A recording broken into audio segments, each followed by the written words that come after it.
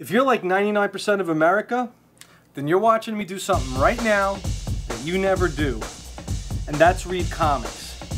You people are the ones I want to talk to, because my goal is to get you to dig comics. Dig comics, dig comics.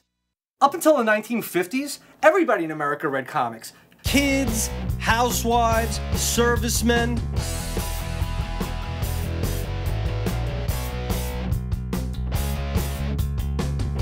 Everybody read comics. These days, no dice. Do you ever read comic books? No, I don't. I used to. I haven't read a comic book since I was a kid. Never comics. I've looked at pages, but I haven't been involved in reading. Do you read comic books at all? I don't. And yet everyone I spoke to told me the same thing. They go to the movies, they read books, they listen to music. Why not comics? Well, comics are for children. I didn't know they were out there. It's sort of like a snob factor, because I was an English major in college, and I'm like, oh, I can't read a comic book. I should read books. I thought all comics were like a whole bunch of cartoon characters being goofy. Most people who know comics think that they're people on steroids who do nothing but fight. It's wrestling to them, basically. Right. Oh, it's large, staged people that are bonking on each other. I think there's a violent component to these comics that kind of turns me off. Comics are still considered hip, and yet nobody reads them. It's estimated that in 2007, domestic sales of comics came up to about $490 million. By contrast, the film industry in America made about 20 times as much, $9.6 billion. The top 3 movies of 2007 alone made twice as much as the entire North American comics industry. And ironically, the top movie of 2007, Spider-Man, a comic book property. That's right, kids. It's okay to go watch a movie and, secretly go home and prance around in your, tighty-whities and pretend you're Spider-Man. It's okay, because it's a movie, and it's a media thing. But if you go home and you read a comic book and now you're doing it, it's, something completely different. And it just crushed me when I realized that normal people don't read comic books. I think I'm pretty much of a normal guy. Maybe a little bit weird here and there, but I got a regular job. I work 9 to 5. I pay my taxes. I got a nice girl. I got a dog, some cats. Regular house, as you can see. Except for one thing. My house is full of comic books. I had no idea the depth of the comic world until I met Miguel. And I was a little resistant at first because of the stereotype of the comic nerd. Most of my life at home is usually spent navigating around piles and stacks of comic books in the bedroom. Comics. On the living room table. Comics. Get out of there. Comics. On the nightstand. And over here are the comics that my girlfriend hid. In the spare bedroom. Comics. Comic on the floor. Really big comics. In every fucking corner of our house is comic books. There's gotta be comics in the bathroom. But I made him drag this shelf up from down the street so that he can finally get some of the comic books out of our house and into the garage so I can live a normal life. But you don't need to be a fanatic to enjoy comics. I read books, I go to the movies, I listen to music. I know those are all cool things. I'm not saying they're bad. Those things grew up in 20th century America. So did the comic book. And what I don't understand is why most people will still go to the movies, read books, listen to music, but so few of us read comics. Back in 1950, comics had over 3 million readers in the US. These days, the number's more like 350,000. That means we went from 19% of the public as audience down to less than 1%. So while our nation's population doubled, comics readership dropped over 90%.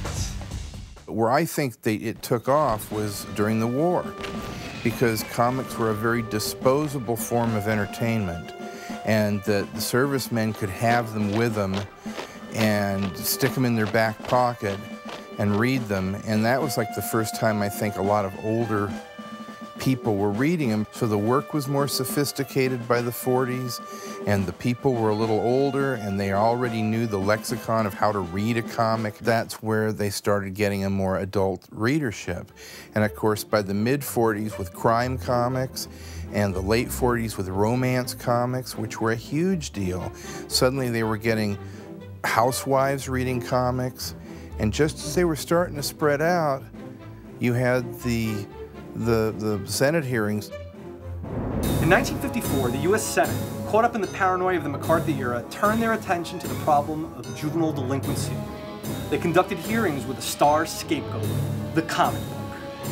There's a fellow named Dr. Frederick Worthen, who I believe it was in 1953 wrote a book called The Seduction of the Innocent that brought forth the theory that reading comic books caused juvenile delinquency. This alarmed a lot of people, and he wanted to sell a lot of books, and he brought forth theories that there were hidden images in comics that were pornographic, violent images in comics, which he didn't make up, those definitely existed. He tried to prove that Batman and Robin were gay and Wonder Woman was a lesbian. He said a lot of things that branded it all essentially pornography for children. So A, they were considered banned material, and B, they were considered for children. So that in a lot of ways painted them in some way that the adults that were reading them stopped reading them. Many publishers were ruined. Before the hearings, New York City alone had over 60 publishers. Today, only 2 major companies from that time survive. We're stuck with the default position that comics are either for dummies or perverts. And I almost became a dope reading comic books, and I realized that that is why I am now a little retarded. So you figure, the comics industry is going to take nice, strong steps to try to change that, right? So let me ask you this: you ever read Fantastic Four comic books? I didn't know they were out there. You can't go into 7-Elevens these days, you can't go into supermarkets these days and find comic books and have them be accessible. When I was a kid, they sold comics at the drugstore, they sold comics at the grocery store. They're just not around. I don't really see them around, you know? I could get on my bike and I could ride 10 minutes and I could get my comics. They're not like right in front of me. Like I guess sometimes in the supermarket and stuff, I don't see them, so I don't think about it. In the city of Los Angeles, I have to drive 20 minutes to the nearest comic book store. If I'm a kid, where's the incentive for me to do that? I mean, you got to put the stuff in front of people for them to want interest in it. Looks like in America, comics has a real visibility problem. In Japan, on the other hand, it's a totally different story. Do you read comic books? Yes. Okay, you are from Japan, correct? In Europe and Tokyo, it's mainstream to, do comics. Manga. Manga. Yes. So you read manga? Yes, very often. Very often you read manga? Yeah. Do many people in Japan read manga? Yes.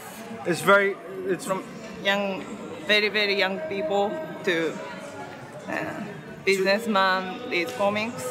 I mean, you go to Japan and you can get your newspaper when you get on, your newspaper, your comic book, like a newspaper when you get on the subway. There's a plethora of machines. Their print runs are up towards the millions. Well, how many a year you think? You read 10 manga a year? I guess much more. Much more? Comic sales in Japan almost hit $4 billion in 2007. So Japan, with half of the US population, makes almost 7 times the sales that the United States does in comic books. So the great American creation rules overseas, shot down here at home. To make matters worse, the comics industry cut off its own legs in the 80s and 90s by engaging in a distribution war. The result was the disintegration of distribution networks. And today, North America is left with just one company controlling over 90% of all comics distribution. Before this happened, you could find comics in the supermarket, at the drugstore, the newsstand, all over the place. Now, you'll almost exclusively find them only at comic book stores. And who goes to comic book stores except for, of course, people who already read comics? Where comics hurt itself the most was the creation of the comic shop. We went from being a mass consumable item to being a specialty item. I mean, we're living now in an era where it's bizarre that the main people keeping comics going aren't kids. So comics have reduced their visibility and turned us into a secret order of freaks. So how about widening the appeal of comics? How about reaching out to new readers with different genres than superheroes? It used to be that you had the horror comics, the sci-fi comics, romance, weird tales type of things. But what happened was you had guys that were essentially superhero fans get in the business, and they wanted to publish nothing but superhero comics. Is that it? Is the art form basically reduced to a bunch of freaks and vehicles to make a movie? Can I get you to read comics? Can I get you to dig comics? Imagine you never listened to music. No Beatles, no Beethoven, nothing in between. Suddenly I put it on for you, and you listen to it. And at first it's just noise. It's all over the place. You don't know what's going on. Then you stick with it, and suddenly you get how cool music is. You have that experience, and it's wonderful. It's the same thing with comics. At first I'll put it in your hand, and you might be like, this is just dopey pictures. I don't get this, this is dumb. But if you stick with it, suddenly you have this new, enriching experience. Something you never knew was out there. And that would make one more cool thing for you to do in your life. Reading comics is interesting. The experience, first of all, I think it's a tactile experience. You're holding it in your hand. It's just simply an art form which is, not so simply, but which is storytelling with images that have to lead you from one thing to another. You're turning the pages. There's a new surprise every time you turn the page. Because that, to me, is the power of the medium. It's the thing that you can't do anywhere else, which is that you can start very small and get very specific and then turn the page and, ooh, there you are. You can go back and look at a drawing. Or if you didn't understand something, you can go back and reread it. You know, there's a certain fascination with comics and these images that I think you carry on beyond that experience. If you think about it, comics are actually an ancient form. Before there was ever a written language, people communicated in pictures. You know what? Enough talk. Let's just have a look at what the art has to say.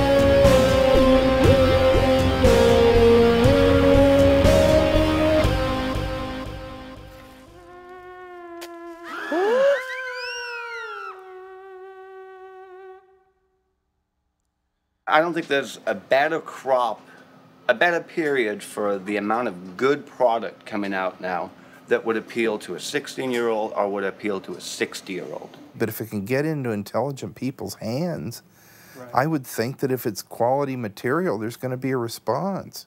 Makes sense to me. So I put it to the test. I went out to a pedestrian mall with a little experiment.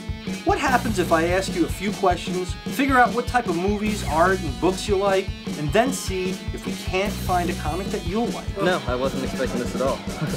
Yeah, I never actually knew there was comics about this. This is wonderful artwork. It's just well done. It's extremely well done. But it's like high class. I mean, the paper's nice. Boy, yeah, this is nice. Yeah, I like it. I would sit down and read this. I'm looking for colors and hope and joy, and that's what I'm looking for. Then there's a comic book for you, and we found you. it. So it looks like if you put it in their face, they will come. But I'm just one guy. What about the industry itself? The industry is in a terrible state. Print runs these days are, abysmal, and they have been for a number of years. If there was more of like a unity and there was more of a cross promotion and more of a support system within the industry itself, then maybe we could like get it going a little better.